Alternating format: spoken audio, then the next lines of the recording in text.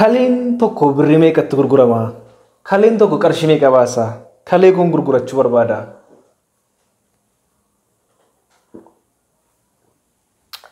Dubbii akkasii kana yoo bishaan dhugnee haasofne wayyaa.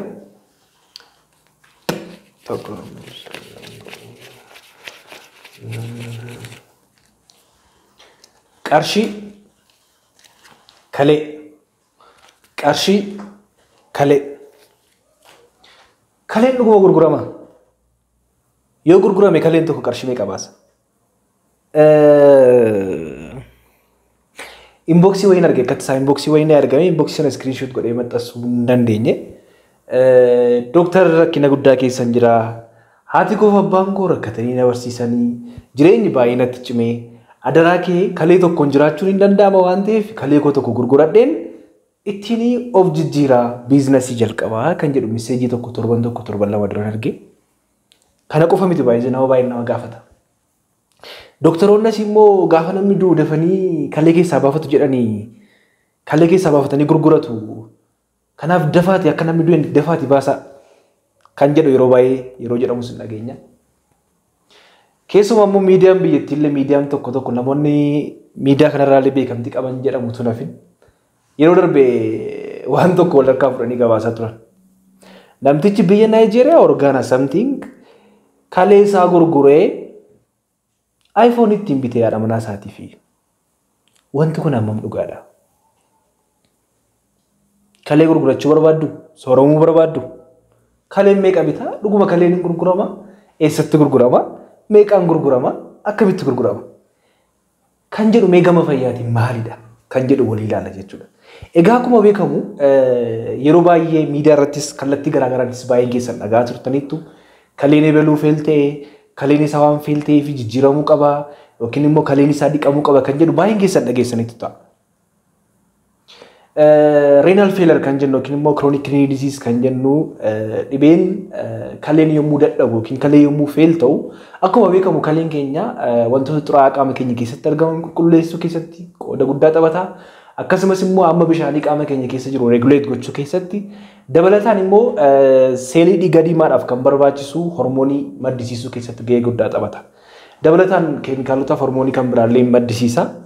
Kaleen kun yommuu fail ta'u hojiiwwan kunniin hundumtuu fail ta'u jechuudha. Sababa kanarraan kan ka'e namni kaleen isaa dadhabe tokko namni kaleen isaa fail ta'e tokko kalee sanii miicamaa dabalataan immoo kalee kan biraan akka bakka buufamu godhama jechuudha. Mee dhuguma kaleen gurguramaa kan jedhu. Normally illegally karaa seeraan ala ta'een organ trafficking kan jedhu yookiin immoo wantoota garaagaraa deddeebisuun kun jira. Garuu dhuguma kaleen gurgurama. An keessumaa nama baay'eedha baay'ee biyya keessa keessatti immoo kalee nama keessaa baafatu jedhanii hospitaala ebalummaa yommuu deeman kalee nama keessaa baafatu jedhanii namoonni baay'een yogguu isaan baay'ee isaanii hin dhageenye jechuudha. Mee dhuguma hanga xumuraatti nu hordofaa. Subscribe warri hin goone subscribe gochuudhaan akkasumas immoo maamila addaa Dooktar Naaffii Argeetuu ta'uu dandeessu jechuudha. Egaa hin kabajamtoota hordoftoota keenya kalee gumaachuun maali? Kaleen kan gumaachamu kaleen kan dhuguma gurgurama. Sinin deebisa kaleen isitti gurgurama dhuguma gurgurama yoom gurguramaa kan jedhu amma dhumaatti nu hordofaa. Kaleenni namni tokko kaleen isaa yeroo dadhabe akka seera biyya keenyaatti deebina. Gama biyya keenyaatti immoo biyya keenya Itoophiyaa keessatti namni tokko kaleen isaa fail yoo ta'e kaleen isaa yoo dadhabe kaleen bakka biraadhaan buufamu yoo barbaade maaltu ta'a? Gosa lama jira related donor and deceased donor kan jennu jira. Related donor kan jennu namoonni maatii keessaati, family keessaati yookiin immoo abbaa ta'uu danda'a, haadha, obboleessa, obboleettii, ijoollee ta'uu danda'u. Akkasumas immoo family kan ta'an eessuma ijoollee adaadhaan ijoollee sumanii ta'uu danda'u jechuudha. Warroonni akkasii kalee kennu jechuudha. Fakkeenyaaf amma kaleen nama tokko fail yoo ta'e obboleettii isaa, abbaa isaa, haadha isaa yookiin immoo family kan ta'antu kenna jechuudha. Ragaa dhiyeessanii jechuudha ragaan dhiyaate. Inni kan biraa deceased donor kan jennu namoota lubbuun isaanii darbuudhaaf namoonni du'anii faamiliin heeyyama maatiinis ta'uu danda'a. Akkasumas immoo namni suni kaleen koo arjoomuun barbaada, kalee koo nama biraaf kennuun barbaada yoo jedhee kan kennu ta'a jechuudha. Garuu warreen kana keessatti biyya keenya keessatti warroota kanneen lamaan keessatti biyya keenya keessatti kamidha kan practice ta'aa jiru. Gama seeraatiin immoo maal fakkaata jennee yoo ilaalle Egaa biyya keenya keessatti normaalii kalee baqaqsanii kalee biraan bakka buusuun jalqabeera akkasumas immoo biyyoota biraatti illee tajaajilli akkanaa kennamaa jira jechuudha.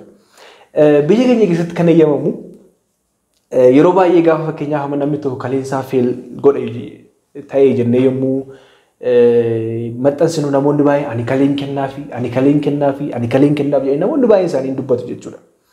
Garuu namoonni kunniin kalee kennuu danda'u akka seera biyya keenyaatti. Namni tokko biyya keenya keessatti kan eeyyamame namni tokko kaleen isaa yoo feelte kaleen isaa yoo dadhabe maal godhama? Obboleessa yookiin maatii isaa obboleessa obboleettii haadha manaa abbaa manaa obboleessa obboleettii haadha abbaa ijoollee akkasumas immoo ijoolleessumaa ijoollee adadanii kanneen kan kennuu danda'an jechuudha kalee kana. Warreen kanaaf kan eeyyamamu namoota kanneen kan kennuu danda'an more of related waan ta'uuf jechuudha. Malee fakkeenyaaf ani amma namni tokko nama hin beekne tokko kaleen isaa yoo feelte Dr. Naafir kalee koon kennaaf jedhee yoon kalee koo kennuu yaale hin eeyyamamu jechuudha as keessatti. Inni lammaffaan immoo disease donor kan jedhu biyya keenya keessatti illee hin jiru practice hin ta'u wanti kuni namni tokko kalee isaa baasee donate godha.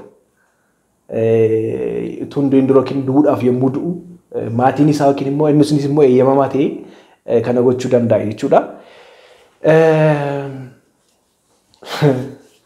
Mee garuu kaleen kunniin biyya keessatti walitti qabamanii gurguramu hospitaala tokko tokkotti kalee baasanii gurguru jedhanii dooktar kan jedhus jira.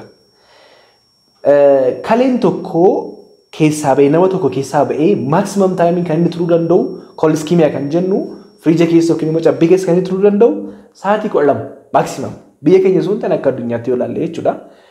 Infrastructure yookiin immoo meeshaawwan equipmentii guutuu kan qaban namoonni baay'een isaanii akkasii jechuudha. Garuu biyya keenya keessatti namni tokko fakkeenya yommuu jijjiiramu kaleen keessaa ba'ee nama kan biraatti damma darbutti sa'aatiin turtiin turamu daqiiqaa 45 maximum hanga 60 maximum hanga 60 garuu daqiiqaa 45 yeroo baay'ee ogeessota fayyaa dhimma kanarratti hojjetanis baay'inaan asoofsiisan ture daqiiqaa 45 hanga 60 gidduutti jechuudha. Kana darbeennaan iskiimiyaa yookiin immoo gatiin qabu jechuudha. Kaleen kun gatii dhabuu danda'a biyya keenya keessatti jechuudha. Kanaaf kaleen kun egaa keessaa baafama eessa dhaqa? Wanti kun namni akkana godhu ogeessi fayyaa akkana godhu jiru biyya keenya keessatti. Eessattiyyuu eeyyamamaa miti. Fakkeenyaaf namni tokko kalee isaa baafatee gurguratee kalee keessaa baasanii gurguranii gatu kan jedhu kuni gama seeraatiin kun adabbii cimaa nama adabsiisa. Adabbii cimaa yookiin immoo yakka cimaadha. Anan gammaatti hin argines bakka kanatti hojjetama kan jedhu hin dhageenye kana godhu kan jedhu hin jiru jechuudha. Bargit karaa illeegaal ta'aniin yeroo tokko tokko maxxansaaleen garaagaraa yookiin immoo riippoortiiwwan tokko tokko hin dhageenya jira bakka biraatti hin dhageenya biyya kana keessatti tarii namoonni godhan kun immoo dhimma kana godhanii yoo wantoonni namoonni akkas godhan jiraatanii kuni seeratti dhiyaachuu kan qabu yookiin immoo adabbii cimaa nama adabsiisa jechuudha. Kanaaf kaleen hin gurguramu. Obboleessi keenya kan nu gaafatte namoonni baay'een nu gaafattanis kalee nan bitadhaa kalee meeqaan gurgurama kalee bakka buusa gurguruu hin dandeessu. Kalee kee baastee gabaa miti. Fakkeenyaaf biyya keenya keessatti amma ija kee namni tokko gaafa ani yeroo du'u ija koo namaaf arjoomuu barbaada agartuu koo namaaf arjoomuu barbaada namni jedhu akka yeroo du'u himee dubbatee maatiin isaa waan kana fasiliteet gochuu danda'u jechuudha. Hakiimota wajjin walii galanii wantoonni kunniin jiru.